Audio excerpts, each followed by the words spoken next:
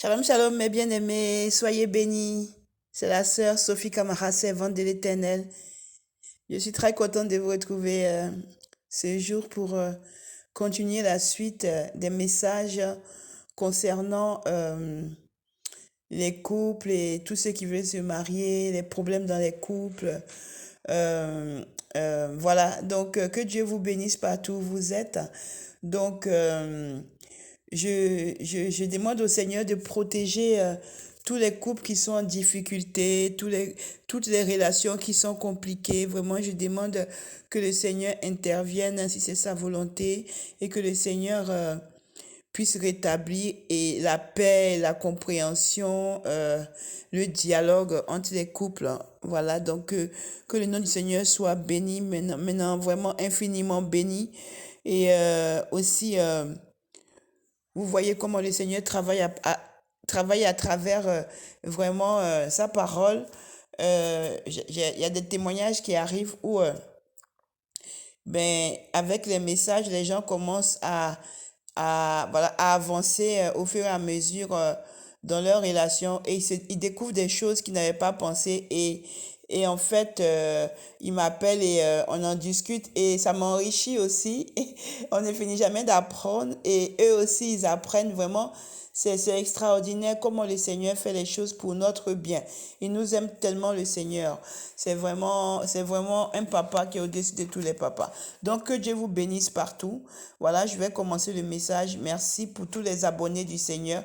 Partagez les messages et on ne sait jamais où, où votre message peut arriver dans la main de qui, chez qui, qu'est-ce que ça peut faire et qu'est-ce que le Saint-Esprit peut faire. Donc, voilà, que Dieu vous bénisse. Amen. Amen, amen, amen, amen. Donc aujourd'hui, nous allons parler de l'orgueil dans le couple. Mais avant cela, je vais remercier le Seigneur. Père éternel, je te bénis, mon Dieu, mon roi. Je te dis merci, papa, parce que tu as permis que je puisse être encore là devant tes enfants, Seigneur, pour pouvoir leur délivrer encore un message. Seigneur, tu m'as dit que le couple, tout ce qui était couple aussi, te tenait beaucoup à cœur parce que tu étais dans le vrai mariage qui est inspiré de toi et que beaucoup de tes enfants sont en difficulté et que la honte, des fois, fait qu'ils ne parlent pas. Donc, tu m'as demandé de venir, moi, qui suis rien du tout, de venir, de venir au moins apporter un peu de moi, un peu de ce que tu m'as rempli aussi, un peu de ce que tu m'as dit. Et tu m'as dit que comme j'avais un peu aussi l'expérience, donc voilà, et tu as voulu que je vienne. C'est sous ton autorisation que je suis venue. Donc, prends le contrôle, Saint-Esprit, et je continue le travail que tu m'as donné. Donc, que le nom du Seigneur soit béni. Amen. Saint-Esprit, prends le contrôle maintenant. Amen. Donc, voilà, bien-aimés, aujourd'hui, nous allons parler de l'orgueil dans le couple. L'orgueil dans le couple, euh, j'aurais pu faire l'âge concernant tout le monde, en fait. Voilà, mais je vais aussi parler aussi parce qu'on est aussi chrétien, voilà. Donc, pour ceux qui sont chrétiens, donc je vais toucher un peu les deux bords. En fait, le Seigneur m'a fait comprendre que il y a un problème d'orgueil dans le couple, mais ça peut être à plusieurs niveaux. Il m'a expliqué que si le début n'a pas été bien fait, vous voyez, si le début n'a pas été bien fait, si on n'a pas eu le temps de bien connaître l'autre, on n'a même pas remarqué que l'autre était orgueilleux. Et puis on découvre ça malheureusement dans le couple. Et qu'est-ce qui se passe?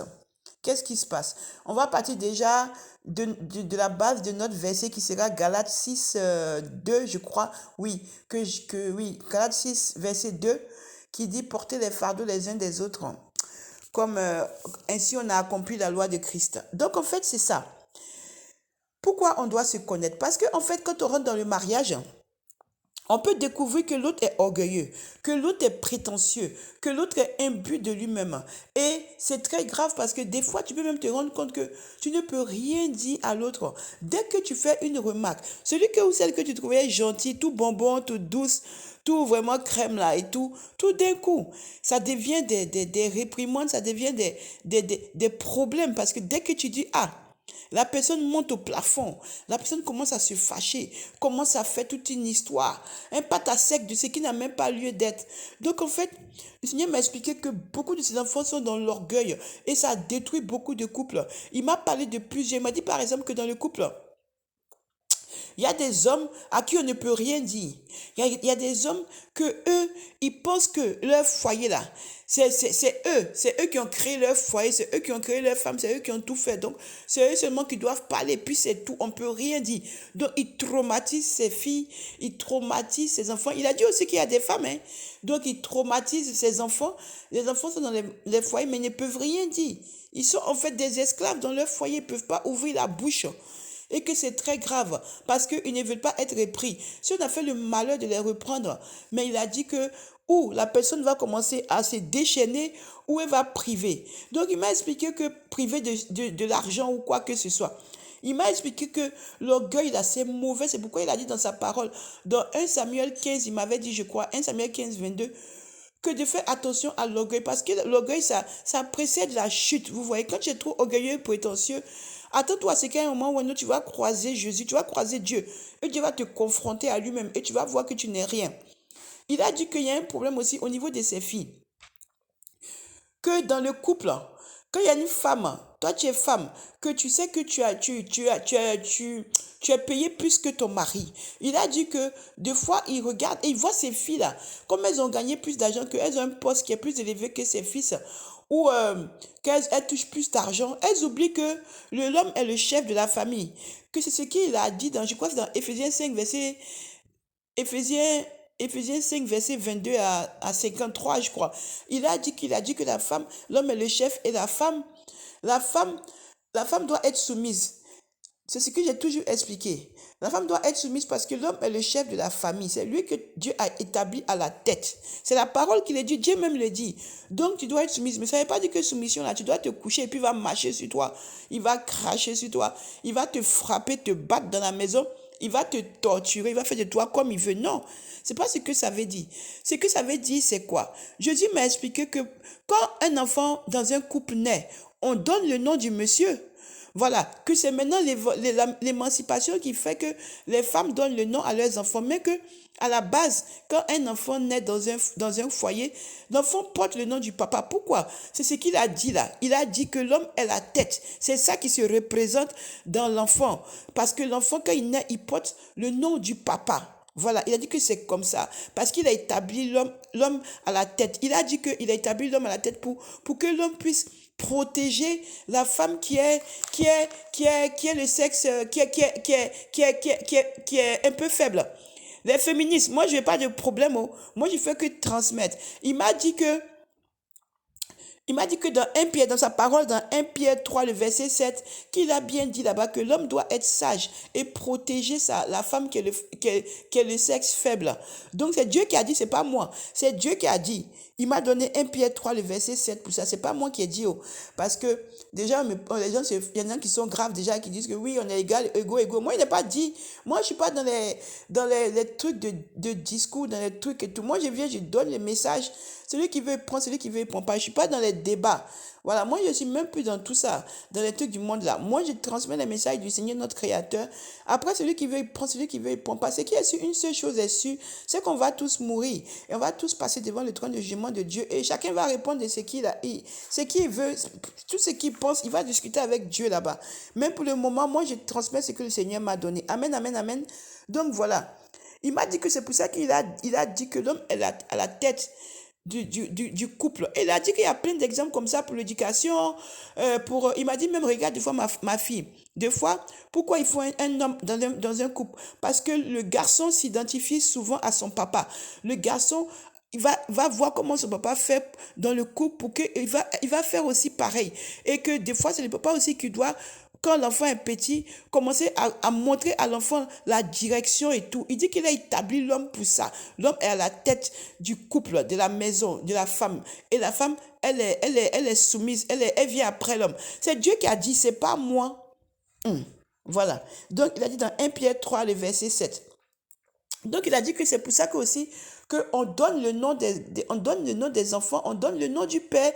Il a dit encore que c'est pour ça que quand une femme veut se marier, Quand la femme va se marier, c'est le père qui accompagne la fille. La fille, il dit que ma fille, tu vois, quand vous partez à la mairie, quand vous partez même que ce soit à la mairie ou religieux, tout ça, c'est le père qui accompagne sa fille. C'est le père qui donne sa fille au marié. Donc, c'est comme ça qu'il a dit que c'est pour ça qu'il dit que c'est l'homme qui a la tête. C'est l'homme qui donne. C'est l'homme qui donne sa fille à se marier. C'est l'homme qui accompagne sa fille à l'hôtel pour qu'elle se marie chez le maire, tout ça. C'est l'homme qui donne. Sauf quand il n'est pas là. Sinon, c'est le père qui donne. C'est le père qui donne son enfant. Quand on fasse dot, tout. Quand on se marie, tout ça, c'est le père qui donne qui accompagne sa fille à l'hôtel. Quand ils sont devant le maire, il donne maintenant la main de sa fille à son mari. Si c'est aussi le mariage religieux, il donne aussi sa fille, si c'est le mariage religieux, aussi c'est le père qui donne sa fille aussi. C'est ce qu'il a dit. Et c'est vrai parce que moi-même, quand je m'étais mariée, oui, tu es obligé que ce soit ton père qui t'accompagne ou ton beau-père, si ton père n'est plus là, que ce soit ton beau-père qui t'accompagne ou que ce soit ton oncle ou un de tes oncles ou un de tes frères, l'homme qui est là en fait, vous voyez? Donc, c'est comme ça. Il a dit que c'est pour ça qu'il dit que l'homme a la tête, que nous, on fait les choses, on fait les choses qu'il dit, mais on ne veut pas croire que ça vient de lui. Pourtant, il a dit, ma fille, regarde, le nom, c'est le nom des pères, à part que maintenant vous faites comme vous voulez, sinon l'enfant porte le nom du père. C'est le père qui a la maison, qui dirige la maison, qui dirige les enfants. La maman est là, mais quand il m'a dit même, ma fille, regarde, quand on doit corriger un enfant là, l'enfant là, il va courir pour, le père va vouloir, la mère va dire qu'il a fait quelque chose là. Si le père va vouloir le frapper, il va courir chez la maman pour aller se réfugier. Et la maman va dire, le père va dire, la maman va dire non, il faut laisser l'enfant et tout, et tout, et tout. Il a dit que c'est comme ça. Il a établi le père comme le chef. Donc voilà. Il a dit que quand c'est comme ça, toi qui es la femme qui gagne beaucoup d'argent, c'est pas parce que tu gagnes beaucoup d'argent que tu vas commencer à monter sur la tête de ton mari, commencer à le commander, commencer à porter la culotte dans le foyer. C'est-à-dire que toi, tu viens, il m'a dit que quand il y a des filles, il y a des femmes là, elles sont là, tellement elles aiment les querelles, tellement elles aiment les histoires, elles aiment tellement les histoires que le mari même, il regrette jusqu'à... Et il m'a cité Proverbe, le verset du Proverbe 21, Proverbe 20, Proverbe 21, verset 9 et Proverbe 12, verset 4. Il m'a dit, ma fille, tu as vu là-bas que j'ai dit que une femme qui aime la bagarre, une femme qui aime les querelles, c'est une carie dans la dent de son mari. C'est-à-dire que son mari, là, il va toujours avoir mal aux dents. La carie va toujours faire mal parce que elle ne fait que bavarder. Ce qui fait que même quand il doit rentrer à la maison, il a peur, il est anxieux. Et ce qui va l'emmener à rester longtemps dehors, à passer du temps dehors. Parce qu'il préfère rentrer juste se coucher directement ou juste manger et se coucher. Même manger, même, il dit que des fois c'est tellement grave qu'il préfère ne pas rentrer et venir juste se coucher et c'est tout. Et il commence à avoir une vie extérieure. Il a dit que à cause de ça, comme ces filles ne veulent pas accepter les critiques, donc du coup, ben, les hommes, ils restent dehors plus longtemps avant de rentrer. Il a dit aussi que les hommes, c'est pareil. Il a dit aussi que les hommes aussi, quand ils sont aisés, ou bien quand ils ont les moyens, qu'ils ont un bon poste, ils ont tendance, comme ils voient qu'ils peuvent avoir toutes les femmes, faire tout ce qu'ils veulent et tout, et tout, et tout, ils ont tendance à dénigrer celle qui est à la maison, à ne pas la considérer, à l'insulter, vraiment à la mettre mal à l'aise, à faire comme ils veulent en fait. Elle n'a pas son mot à dire. Même si elle appelle là, c'est lui, il répond quand il veut, il fait comme il veut, c'est pas son problème, il n'a pas de compte à rendre. Et il lui dit même que j'ai pas de compte à te rendre. C'est grave, bien aimé. Même il a dit que dans la maison, même une critique, je ne peux pas dire. Il dit que là, je parle des deux, hommes et femmes. Il dit que des fois dans la maison, tu ne peux pas dire quelque chose à quelqu'un, c'est le feu. Ça s'enflamme dans la maison. Ça devient tout de suite des disputes. Jusqu'à même des fois, ça arrive aux mains. Il dit qu'il y a des couples qui ne parlent pas, mais ils se battent tous les jours dans la maison. Que lui, des fois, il passe et puis il regarde. Il dit que les gens se battent. Pourquoi? Il me demande, Dieu m'a demandé pourquoi même vous vous battez. Pourquoi vous vous battez dans les couples? Il a dit que les couples se battent et que c'est quand c'est comme ça qu'il n'y a pas la maîtrise de soi. Parce qu'il a dit qu'on doit se maîtriser.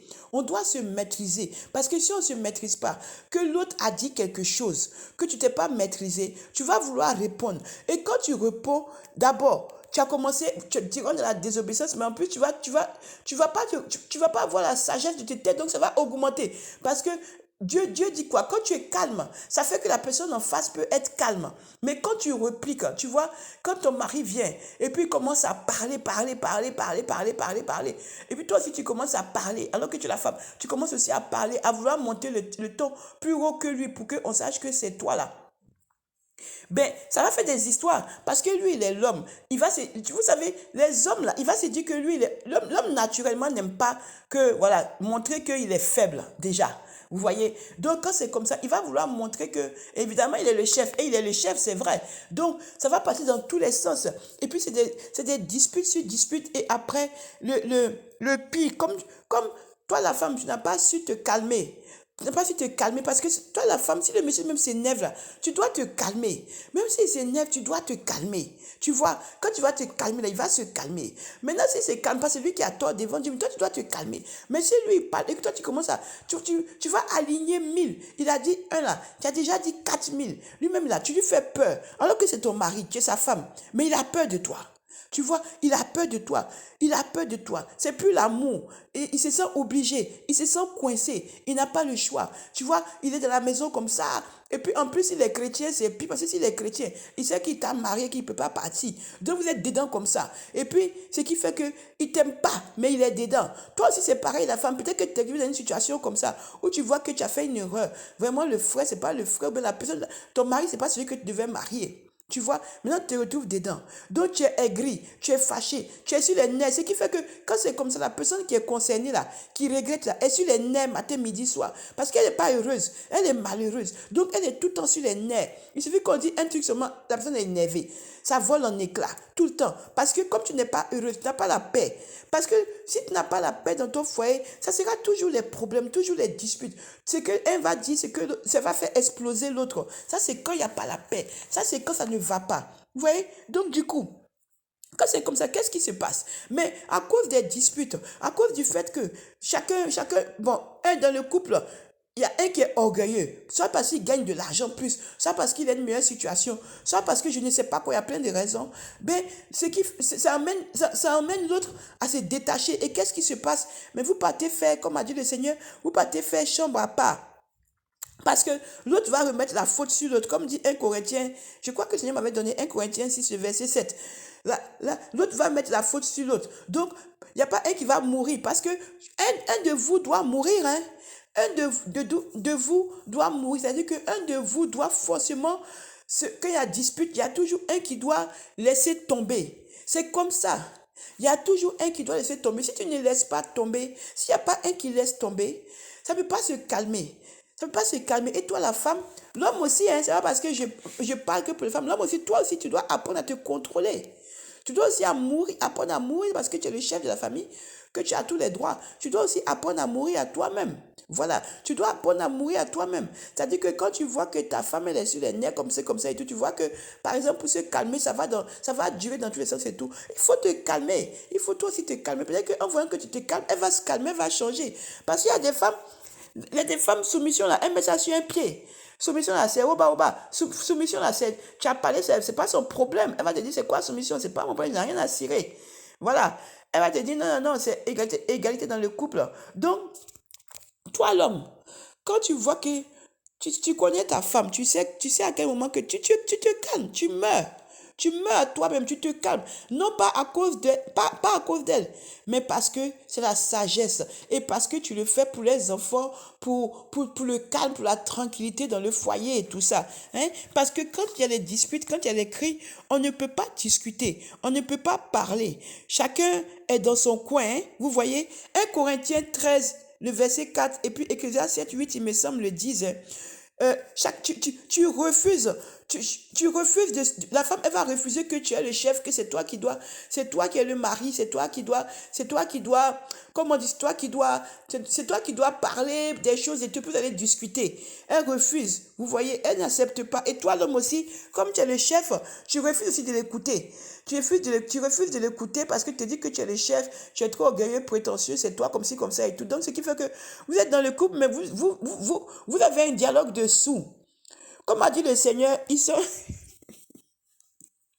le Seigneur m'a dit que c'est un aveugle, quand deux aveugles sont ensemble là, Ils vont tomber. Ou bien quand il y a deux sous, il n'y a personne qui entend.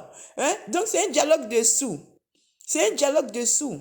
Parce que toi, tu ne veux pas écouter l'autre, l'autre ne veut pas écouter l'autre. Donc vous êtes ensemble, vous ne vous comprenez pas, vous êtes dedans aussi.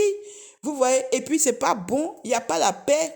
Et puis l'amertume, comme a dit le Seigneur, l'amertume là, l'amertume que tu as t'emmène toujours à être amer, t'emmène toujours à être triste. Et puis la tristesse t'amène à être méchante. Parce que quand tu n'as pas la paix, quand tu n'es pas heureux, tu es méchant. Tu es méchant. En plus, dans le couple, tu es méchant parce que tu vois les autres que ça va et toi, ça ne va pas. Ça t'emmène à critiquer, ça t'emmène à vraiment être, comme on dit là, envieux, à regarder l'herbe à côté pour dire que c'est mieux à côté. Voilà, commencer à envier. Alors qu'à côté, tu ne connais pas là-bas ce qu'ils vivent non plus. Et c'est ce qui fait que tu vas commencer à avoir des envies de vouloir aller tromper. Tu vas commencer à avoir des envies de vouloir aller forniquer, de vouloir aller faire l'adultère. Donc, attention, c'est très dangereux. Et c'est comme ça même que chacun va faire chambre à part. Parce que comme a dit le Seigneur, quand ils finissent de se disputer, ils font quoi? Ben, ils font chambre à part.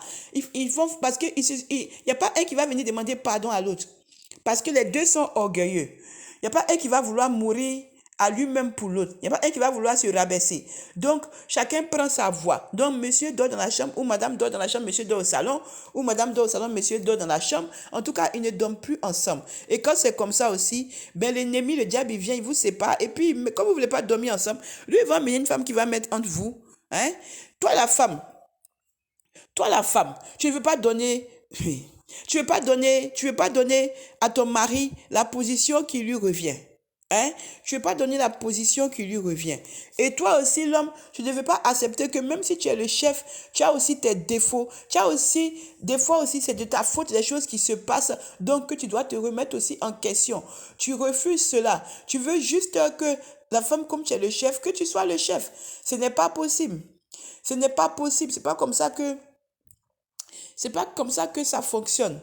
C'est pas comme ça que ça fonctionne puisque vous êtes un couple, vous êtes unis, vous êtes ensemble. Vous voyez, comme a dit le Seigneur, vous êtes une seule chair. Donc vous, en fait, vous partagez tout maintenant. Vous faites tout ensemble. Donc la manière dont vous êtes capable de vous aimer, d'être au lit, faire l'amour, tous ces trucs, c'est cette même manière que vous devez être capable aussi de pouvoir vous retrouver, de pouvoir discuter calmement, de pouvoir exposer les choses et discuter sans que tout de suite ce soit l'orgueil, la prétention. Tu sais que moi là, tu sais, quand tu m'as connu là, tu crois que quoi? Tu as vu comment j'étais et ceci, c'est là. Et moi, tu as vu, non, c'est moi qui ai fait, c'est moi qui ai fait ça. Ce que tu es, c'est grâce à moi. Sans moi, tu n'es rien. Les mots durs, les mots méchants, tu ne peux rien faire sans moi. Tu ne peux pas vivre sans moi. Tu vois? Et c'est comme ça des deux côtés. Si je t'abandonne, tu vas faire quoi? C'est que tu es aujourd'hui là, tu dois me dire merci parce que si c'est pas moi qui ai fait là, tu serais pas là. En fait, c'est des mots qu'on ne doit pas dire, des choses qu'on ne doit pas dire dans le couple. Hein, d'accord? C'est des choses qu'on ne doit pas dire, qui se disent. Tout ça à cause de quoi? À cause de la colère. Parce qu'on est en colère, on ne se maîtrise pas. On dit tout, rien que pour blesser l'autre. Le seul but de la colère, c'est ça. Le but de la colère, c'est de blesser l'autre. C'est de blesser l'autre. Hein. Je crois que c'est dans 1 Corinthiens 7, le verset 1 à 34. Le but de la colère, c'est de blesser l'autre. Tu veux faire mal à l'autre, autant qu'il te fait mal, tu veux lui faire mal. Ou tu veux lui faire mal gratuitement, juste parce que tu as envie de te défouler. Tu veux pas accepter de te calmer, tu veux pas accepter de laisser tomber. Et quand c'est comme ça, ben le couple va dans tous les sens. Le couple ne peut pas avoir la stabilité et ça finit dans des catastrophes. Donc voilà, bien aimé, même si tu es patron, PDG, que tu sois femme ou homme, tu gagnes de l'argent. C'est pas une raison pour que tu viennes montrer à ta femme ou à ton mari que tu es au-dessus de lui. Non. Même, même au travail, je ne sais pas comment expliquer. Il faut que vous vous respectiez. À la maison, là, c'est ta moitié. Tu la vois comme ta moitié. Donc, que ce soit l'homme ou femme. Donc, en fait, tu ne peux pas montrer que tu es supérieur à elle ou à lui parce que tu gagnes. Peut-être qu'il gagne un peu, tu gagnes 10 fois plus ou 5 fois plus. Donc, maintenant, il doit être c'est lui ou elle qui doit être ta serpillère. C'est sur lui que tu vas marcher ou elle que tu vas marcher et tout. Tu vas faire ce que tu veux. Il n'y a pas de mots à la maison. C'est pas bon. C'est pas bon, c'est pas bon, c'est pas bon l'orgueil. Je vais en revenir encore sur d'autres messages. Donc attention à l'orgueil Attention à l'orgueil dans le couple. Attention à l'orgueil dans le couple. Hein, à cet orgueil qui est lié à la position sociale. Hein. Là, on parle de la position sociale. On parle de l'orgueil dans le couple par rapport à la position sociale. C'est-à-dire que tu es mieux que l'autre. Donc, tu vas dénigrer l'autre. Tu vas montrer à l'autre qu'elle n'est rien ou qu'il n'est rien. Que sans toi, c'est fini, sa vie s'arrête là et tout. Tu vas rappeler à l'autre aussi tout ce que tu as fait pour lui ou pour elle. Et puis, c'est sans fin. Voilà. Ça aussi, c'est très, très, très, très, très, très mauvais cet orgueil-là. C'est un orgueil destructeur. Il y a l'orgueil, il y a différents types d'orgueil. Je vais revenir parce que bon, je vois qu'il y a plein de messages qui circulent par rapport. Bref, je vais revenir, mais là, je parle de l'orgueil. Je parle de l'orgueil dans la position sociale. Voilà, quand tu vois que tu es arrivé, que tu es bien, pourquoi aller dénigrer ta moitié? Ça t'apporte quoi? Pourquoi tu vas traumatiser l'autre parce que tu veux montrer que c'est toi qui gagne plus? Parce que c'est toi qui emmène l'argent, qui fait manger la maison. C'est toi qui mets l'argent sur la table. C'est toi qui fais tourner la casserole. Mais et alors? C'est que tu le veuilles, que tu ne veuilles pas. Vous êtes amenés à rester ensemble. Si c'est selon la volonté de Dieu, donc, vaut mieux mettre de l'eau dans son vin et trouver les discussions, trouver le dialogue, pouvoir vous mettre ensemble. Il faut qu'un puisse accepter de mourir pour l'autre. Quand ça éclate, qu'un puisse se taire. Ou bien que vous puissiez trouver d'autres choses à faire. S'il y a un si par exemple tu vois que ça veut venir, tu peux sortir. Ou tu peux aller dans une autre salle. Ou tu peux faire autre chose. Je pense que vous vous connaissez. Quand tu vois que ça veut venir, tu peux t'échapper d'une manière. On n'a pas dit d'aller faire des bêtises. Mais tu peux changer de sujet. Ou tu peux aller faire une occupation. Tu peux aller faire à manger. Ou tu peux aller faire une course. Je ne sais pas quoi. Le temps que les choses se calment. Le temps que les choses se calment. On va en revenir. Donc c'est ce que je voulais vous dire.